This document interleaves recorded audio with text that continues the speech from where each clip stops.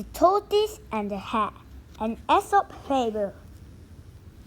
One summer day, the animals decided to go on a picnic. They set off across the meadow and settled under a tree.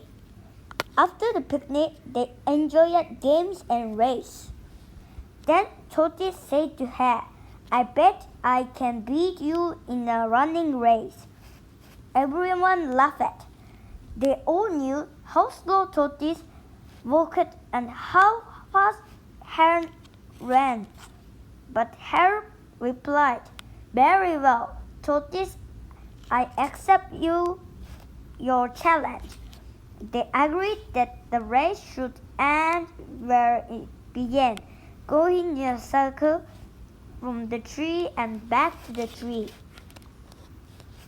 The animal chose a duck to start the race. "Quack, quack!"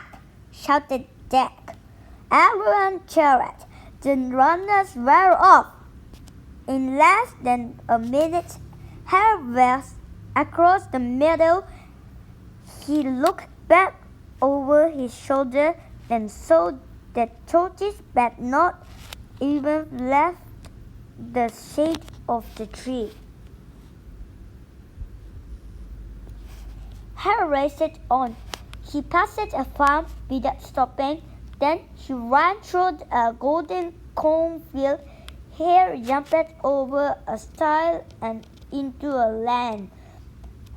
Hare looked about but saw no one left in the lane.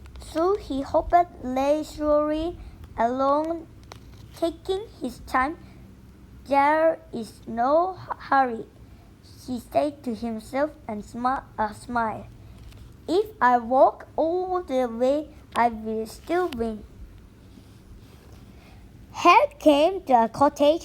He snipped around to the backyard garden where the vegetables grew. He ate a whole row of lettuce, some carrot top, and a large crisp cabbage. Meanwhile, Tortoise trotted on across the meadow and through the golden corn until he reached the stile. He went under the stile and started to walk along the dusty lane. Hare spent a long time in the garden, tasting this and nibbling that. He ate more than enough. He was very, very full.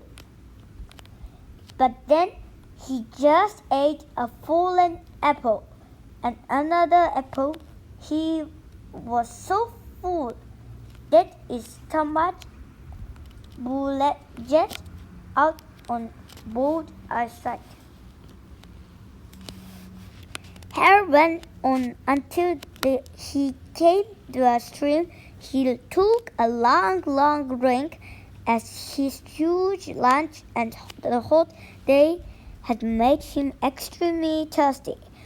Then he spotted his old friend Mr. Fox sitting there on the grassy bank of the stream. Hare and Mr. Fox started talking, and they went on and on, talking for quite some time like old friends do.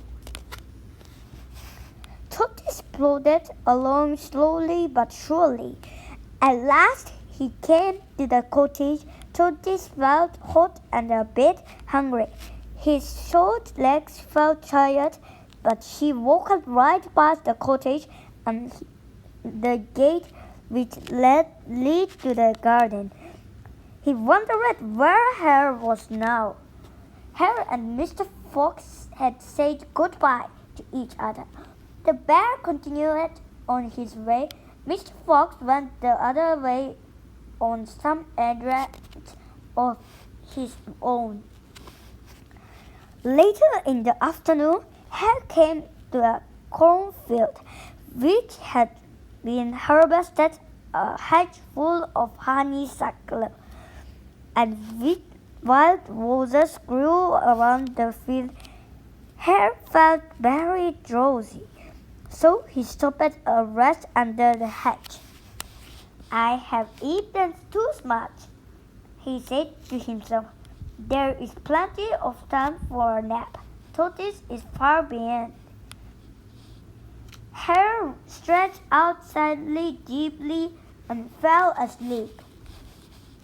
The heat of the long summer afternoon and the happy perfume of the flowers had made Hare oversleep.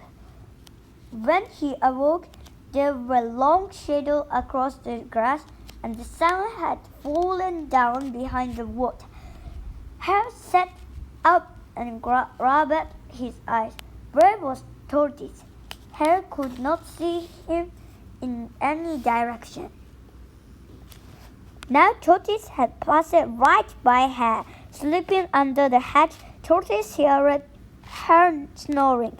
Although Tortoise was hot and tired, he just plodded slowly on. The little animals who lived on either side of the track came out and cheered him on. Tortoise walked right around the cornfield without a pause and went under the gate and back into the meadow. The circle was nearly complete. Hare sat up in alarm. He looked back along the lane. The tortoise nowhere to be seen. Suddenly, in the distance, Hare heard all the animals cheering. Then Hare knew too late what had happened. He sprang up and raced right around the cornfield, under the gate, and back into the meadow. How the animal cheered! How Hare raced across the meadow, but he was too late. Tortoise had won the race. Hare was the first to congratulate Tortoise. Well done, Tortoise, he said. You have won because you went steadily along and did not waste time. I can run faster, much faster than anyone else, so I took it easy. I even fell asleep.